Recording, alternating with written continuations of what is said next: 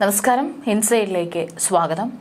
Israel മാത്രമല്ല, വാസ്തവത്തിൽ ലോകമൊന്നടങ്കം സ്തംഭിച്ച ദിനമായിരുന്നു October 7. പശ്ചിമേഷ്യയിൽ യുദ്ധത്തിന് തുടക്കം കുറിച്ച ആ കറുത്ത ദിനത്തിന്റെ ഓർമ്മകൾക്ക് ഇന്ന് ഒരാണ്ട്.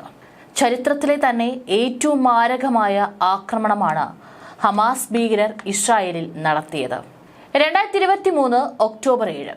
ഇസ്രായേൽ പ്രാദേശിക സമയം രാവിലെ 6:30. വാരാന്ത്യം ആഘോഷിക്കാനായി തടിച്ചുകൂടിയ ജനങ്ങൾക്കിടയിലേക്കാണ് അപ്രതീക്ഷിതമായി എത്തി ആയിരക്കണക്കിന് റോക്കറ്റുകൾ പാഞ്ഞെത്തിയത്. ഒരു നിമിഷം എന്താണ് സംഭവിക്കുന്നത് എന്നറിയാതെ ഇസ്രായേൽ അന്തം വിട്ടു. യൂറോപ്യൻ യൂണിയനും അമേരിക്കയും ചേർന്ന് ഭീകര സംഘടനയായി കരിമ്പട്ടികയിൽപ്പെടുത്തിയ ഹമാസ് ആണ് ഇതിന് പിന്നിലെന്ന് ഇസ്രായേലിന് തിരിച്ചറിയാൻ വലിയ സമയമൊന്നും വേണ്ടിവന്നില്ല. കൃത്യമായ തന്ത്രങ്ങളോടെയാണ് ഹമാസ് ഇസ്രായേലിൽ തീമഴ പെയ്യിച്ചത്. മിസൈൽ ആക്രമണത്തിന് പിന്നാലെ ആയിരക്കണക്കിന് ഹമാസ് ഭീകരർ അതിർത്തി കടന്ന് ഇരച്ചെത്തി. കരയിൽ ഗ്രാനേഡുകളും തോക്കുകളും ഉപയോഗിച്ച് ആക്രമണം നടത്തി. 1200ഓളം ഇസ്രായേലികളാണ് അന്ന് കൊല്ലപ്പെട്ടത്. ഗാസ മുനമ്പിൽ നിരവധി പേരെ ബന്ദികളാക്കി. സ്ത്രീകളും കുട്ടികളും ലൈംഗിക പീഡനത്തിന് വരെ ഇരയായി. 251 ബന്ദികളെ ഹമാസ് ഗാസയിലേക്ക് കൊണ്ടുപോയിരുന്നു. മാസങ്ങൾക്കിപ്പുറം പലരെയും ജീവനറ്റാണ് ലഭിച്ചത്. 64ഓളം പേർ ഇപ്പോഴും തടങ്കലിലാണ്. 70 പേർ മരിച്ചതായിട്ടും സ്ഥിരീകരിച്ചിട്ടുണ്ട്. ഇസ്രായേലിന്റെ ഇന്റലിജൻസ് സംവിധാനങ്ങളുടെയും വ്യോമാക്രമണ പ്രതിരോധ കവചമായ അയൺ ഡോമിന്റെയും കണ്ണു വെട്ടിച്ച് ടെലവീവിൽ ഹമാസിന്റെ ആക്രമണം ഓപ്പറേഷൻ അൽ-അക്സ ഫ്ലഡ് എന്ന പേരിലായിരുന്നു നടത്തിയത്. ഈ ആക്രമണത്തിന്റെ ഭാഗമായി ഇസ്രായേലിലേക്ക് ഒറ്റ രാത്രി കൊണ്ട് ഹമാസ് തൊടുത്തത് 5000ഓളം റോക്കറ്റുകൾ. അപ്രതീക്ഷിതാക്രമണത്തിൽ പതറിയെങ്കിലും ഹമാസ് ചെയ്ത വലിയ തെറ്റിന് പകരം വീട്ടുമെന്ന് പ്രഖ്യാപിച്ച് ഇസ്രായേൽ പ്രധാനമന്ത്രി ബെഞ്ചമിൻ നെതന്യാഹുവിന്റെ പ്രതികരണം തൊട്ടു പിന്നാലെ എത്തി. തൊട്ടടുത്ത ദിവസം തന്നെ സ്വർഡ്സ് ഓഫ് അയൺ എന്ന പേരിൽ ഇസ്രായേൽ ഗാസയെ ലക്ഷ്യമിട്ട് വ്യോമാക്രമണം തുടങ്ങി. അത് ഇപ്പോഴും തുടരുകയാണ്.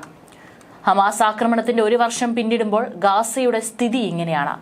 കൊല്ലപ്പെട്ടവർ 42,870, മരിച്ച കുട്ടികൾ 16,500, പരിക്കേറ്റവർ 97,166. ഇസ്രായേലിൽ മരണം 1,139, പരിക്കേറ്റവർ 8,730. അന്നൊരു ശനിയാഴ്ചയായിരുന്നു. ജൂതരുടെ ഒരാഴ്ചത്തെ വിശുദ്ധ മത ഗ്രന്ഥപാരായണ ആഘോഷമായ സിങ്കറ്റ് തോറയുടെ ആലസ്യത്തിൽ നിന്ന് രാവിലെ 6:30 ഇസ്രായേൽ നടുങ്ങിയുണർന്ന ദിവസം. ഗാസ അതിർത്തിയിലെ 40 കിലോമീറ്റർ നീളവും 10 കിലോമീറ്റർ വീതിയുമുള്ള കരയാതിർത്തി വഴിയായിരുന്നു കടന്നുകയറ്റം. എവിടെ പിഴച്ചെന്ന് ഇസ്രായേൽ ചിന്തിക്കും മുമ്പ് അവർ കണ്ണിൽ കണ്ടവരെയെല്ലാം വെടിവെച്ച് വീഴ്ത്തിയിട്ടു. യന്ത്രത്തോക്കുകളുമായി റോന്തു ചുറ്റുന്ന ഹമാസുകാരെ CCTVയിലൂടെ കണ്ട് ജനം പരിഭ്രമിച്ചു. കാർഷിക ഗ്രാമങ്ങളായ കിബുട്സുകളിലും പാഞ്ഞുകയറി അവർ സ്ത്രീകളെ ബലാത്സംഗം ചെയ്തു. കുഞ്ഞുങ്ങളെ ഉൾപ്പെടെ നിഷ്കരണം കൊന്നു. യുവാക്കൾ ആഘോഷമായി ഒത്തുചേർന്ന സൂപ്പർനോവ സംഗീത പരിപാടിയിലും ക്രൂരമായ ആക്രമണം അഴിച്ചുവിട്ടു. ഇസ്രായേലിനുള്ളിൽ കയറി നടത്തുന്ന ആക്രമണങ്ങൾ അവരെ മാനസികമായി തകർക്കുന്നതിൽ നിർണായകമാണെന്ന ബോധ്യത്തിലായിരുന്നു നിഷ്ഠൂരതയെല്ലാം നടത്തിയത്. അതിനായി അവർ നിരീക്ഷണ ക്യാമറകളും സെൻസറുകളുമുള്ള അതിർത്തി വേലി പൊളിക്കുന്നതിന്റെയും അർദ്ധനഗ്നയായ യുവതിയുടെ മൃതദേഹം ട്രക്കിൽ കൊണ്ടുപോകുന്നതിന്റെയും ചേതനയേറ്റ സൈനികന്റെ മൃതദേഹം ചവിട്ടുന്നതിന്റെയും ദൃശ്യങ്ങളും പുറത്തുവിട്ടു. ഓപ്പറേഷൻ അൽ-അക്സ സ്റ്റോമിന്റെ 1ാം വാർഷികത്തിൽ എന്തും സംഭവിക്കാമെന്ന ആശങ്കയുടെ മുൾമുനയിലാണ് ഇന്ന് മധ്യപൂർവ്വ ദേശം. ഹിസ്ബുള്ള നേതാവ് ഹസൻ നസ്രുള്ളയുടെ വധത്തിന് പിന്നാലെ ഇറാൻ ഇസ്രായേലിലേക്ക് നടത്തിയ മിസൈൽ ആക്രമണത്തിന് തിരിച്ചടിയായി ഇറാനെ ആക്രമിക്കുമെന്ന സൂചനകൾ ഇസ്രായേൽ നൽകിയിട്ടുണ്ട്. US ഇത് നിഷേധിക്കുന്നില്ല. ഇറാന് തിരിച്ചടി നൽകുന്ന കാര്യം ആലോചനയിലാണെന്നാണ് US പ്രസിഡന്റ് ജോ ബൈഡന്റെ പ്രതികരണം. ഹമാസിന് ഉന്മൂലനം ചെയ്യുക, ബന്ദികളെ സുരക്ഷിതരായി തിരികെ എത്തിക്കുക, ഇനിയൊരു ഭീഷണി ഉണ്ടാകാത്ത വിധം അതിർത്തി സുരക്ഷിതമാക്കുക എന്നീ 3 ലക്ഷ്യങ്ങളാണ് ഹമാസിനെതിരെ യുദ്ധം പ്രഖ്യാപിക്കുമ്പോൾ നെതന്യാഹു പ്രധാനമായി മുന്നോട്ട് വെച്ചിരുന്നത്. യുദ്ധം 1 വർഷം പിന്നിടുമ്പോൾ 3 ലക്ഷ്യങ്ങളിൽ 1 പോലും പൂർണ്ണമായി നേടാൻ ഇസ്രായേലിനായിട്ടില്ല എന്നുള്ളതാണ്. ഹമാസിനെ സൈനികമായി ഇല്ലാതാക്കിയെന്ന് യുദ്ധം തുടങ്ങി ഏതാനും മാസങ്ങൾക്ക് ശേഷം ഇസ്രായേൽ സൈന്യം അവകാശപ്പെട്ടെങ്കിലും അത് എളുപ്പത്തിൽ സാധിക്കുന്ന കാര്യമല്ലെന്ന് തിരുത്തി പറയുകയും ചെയ്തു. ഹമാസ് പ്രസ്ഥാനത്തെ പൂർണ്ണമായി ഇല്ലാതാക്കുക എന്നത് സാധ്യമായ കാര്യമല്ലെന്ന് ഇസ്രായേൽ സൈന്യത്തിന്റെ വക്താവ് ഡാനിയൽ ഹഗാരി ഓഗസ്റ്റിൽ തുറന്ന് സമ്മതിച്ചു. ബന്ദികളുടെ മോചനവും അനിശ്ചിതമായി തുടരുകയാണ്. ബന്ദിമോചനത്തിനായുള്ള ചർച്ചകളോട് മൃദു സമീപനം പുലർത്തുന്നില്ലെന്നും യുദ്ധം നീട്ടിക്കൊണ്ടുപോകാൻ ശ്രമിക്കുന്നെന്നും നെതന്യാഹുവിനെതിരെ ഇതിനകം ഇസ്രായേലിൽ നിന്ന് തന്നെ വിമർശനം ഉയർന്നിട്ടുണ്ട്. എന്നാൽ ബന്ദിമോചന കരാർ വൈകുന്നതിനെ നെതന്യാഹു പഴിചാരുന്നത് ഹമാസിനെയാണ്. ബന്ദികളെ വിട്ടു നൽകുന്നതിന് പകരമായി ഇസ്രായേൽ ജയിലിൽ കഴിയുന്ന തങ്ങളുടെ പ്രവർത്തകരെ വിട്ടു നൽകണമെന്നാണ് ഹമാസിന്റെ ആവശ്യം. അതിനൊപ്പം വെടിനിർത്തലും ആവശ്യപ്പെടുന്നു. ഇക്കാര്യത്തിൽ യുഎസും ഈജിപ്തും ഖത്തറും മധ്യസ്ഥരായി നടത്തിയ ചർച്ചകളൊന്നും ഇതുവരെ ഫലം കണ്ടില്ല. ഇസ്രായേൽ അതിർത്തി സുരക്ഷിതമാക്കൂ എന്ന നെതന്യാഹുവിന്റെ മൂന്നാം ലക്ഷ്യം 1 വർഷം പിന്നിടുമ്പോൾ കൂടുതൽ സങ്കീർണമാക്കുകയാണ് ചെയ്തതെന്നും കാണാം. പടിഞ്ഞാറൻ അതിർത്തിയിൽ ഗാസയിലെ ഹമാസുമായാണ് ഇസ്രായേൽ യുദ്ധം ആരംഭിച്ചതെങ്കിലും നിലവിൽ 4 ദിക്കിൽ നിന്നും ആക്രമണം നേരിടുന്ന അവസ്ഥയാണ് ഇസ്രായേലിനെ. യുദ്ധം തുടങ്ങിയ ഉടൻ തന്നെ വടക്കൻ അതിർത്തിയിലെ ലെബനനിലെ ഹിസ്ബുള്ളയും ഇറാനും ഇസ്രായേലിനെതിരെ രംഗത്തെത്തിയിരുന്നു. ലെബനനിൽ ഇസ്രായേൽ നടത്തിയ പേജർ ആക്രമണങ്ങളിൽ ഹിസ്ബുള്ള നേതാക്കൾ കൊല്ലപ്പെട്ടിരുന്നു. തുടർന്നുണ്ടായ ആക്രമണ പ്രത്യാക്രമണങ്ങളിൽ ഹിസ്ബുള്ള മേധാവി ഹസൻ നസ്ര ഉൾപ്പെടെ വധിക്കപ്പെടുകയും ചെയ്തു.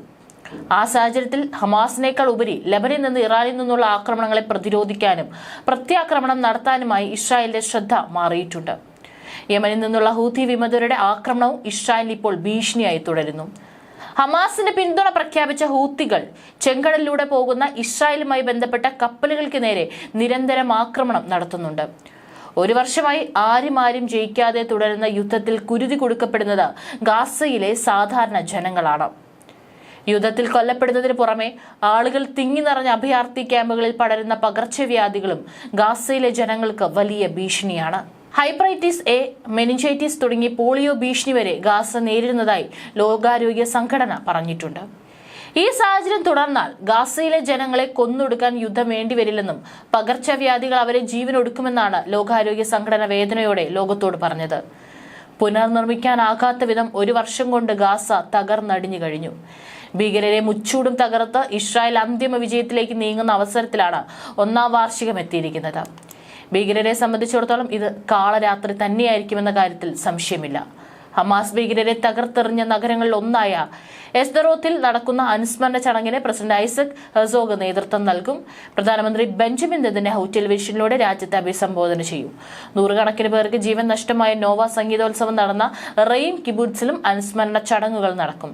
ഇതുകൂടാതെ ലെബനനിൽ ഇസ്രായേൽ ആക്രമണം ശക്തമാക്കുകയാണ്. രാജ്യത്തെ ഏറ്റവും ഭീകര രാത്രിയെന്നാണ് BBC അടക്കം റിപ്പോർട്ട് ചെയ്തിരിക്കുന്നത്. 24 മണിക്കൂറിനിടെ 150 ഹിസ്ബുള്ള കേന്ദ്രങ്ങളാണ് ഇസ്രായേൽ സൈന്യം തകർത്തത്. തെക്കൻ ലെബനിൽ നിന്ന് ആളുകളോട് ഒഴിയാൻ നിർദ്ദേശം നൽകുന്നുണ്ട്. ആയുധങ്ങൾ നിർമ്മിക്കുന്ന ഡിപ്പോകൾ, ടണൽ ഷാഫ്റ്റുകൾ, മിസൈൽ വിക്ഷേപണ പോയിന്റുകൾ, സെല്ലുകൾ, തുരങ്കങ്ങൾ തുടങ്ങി ഭീകര സംഘടനയുടെ മറ്റ് സംവിധാനങ്ങളും ഇസ്രായേൽ നിലം പരിശാക്കി. വൻ ആയുധ ശേഖരവും IDF കണ്ടെടുത്തു. ലെബനൻ തലസ്ഥാനമായ ബെയ്റൂട്ടിൽ 30-ലേറെ വ്യോമാക്രമണങ്ങളാണ് ഇസ്രായേൽ കഴിഞ്ഞ രാത്രി മാത്രം നടത്തിയത്. വൻ പൊട്ടിത്തെറികളും നടന്നതായി റിപ്പോർട്ടിൽ പറയുന്നു. തെക്കൻ ലെബനനിൽ ഇസ്രായേൽ സൈന്യം അധിനിവേശം നടത്തി 440ഓളം ഹിസ്ബുള്ള പോരാളികളെ വധിച്ചതിന് പിന്നാലെയാണ് രാത്രിയിൽ ആക്രമണം അഴിച്ചുവിട്ടത്. ആക്രമണത്തിന്റെ ദൃശ്യങ്ങളും മൃതദേഹങ്ങൾ പ്രദേശത്ത് നിന്ന് കണ്ടെടുക്കുന്നതിന്റെ വീഡിയോയും സമൂഹ മാധ്യമങ്ങളിലും പ്രചരിപ്പിച്ചു. ഗാസയിലും ഇസ്രായേൽ ആക്രമണം കടുപ്പിക്കുന്നതായാണ് റിപ്പോർട്ട്. പലസ്തീനിലെ പള്ളിയിലും സ്കൂളിലും ഇസ്രായേൽ നടത്തിയ വ്യോമാക്രമണത്തിൽ 26 പേർ കൊല്ലപ്പെട്ടതായി ഹമാസിന്റെ കീഴിൽ പ്രവർത്തിക്കുന്ന ആരോഗ്യ മന്ത്രാലയവും അറിയിച്ചിട്ടുണ്ട്. ഏതായാലും ഇപ്പോൾ ഇസ്രായേലിന് നേരെ ഇറാനും നേർക്കുനേർ രംഗത്ത് വന്നിരിക്കുന്ന സമയമാണ്. അതുകൊണ്ട് തന്നെ ഇസ്രായേലിന്റെ ഭാഗത്ത് നിന്ന് ഇന്നൊരു തിരിച്ചടി ഉണ്ടാവുകയാണെങ്കിൽ അത് എത്രത്തോളം മാരകമായിരിക്കും എന്നുള്ളതാണ് ലോകം മുഴുവൻ ഉറ്റുനോക്കുന്നത്.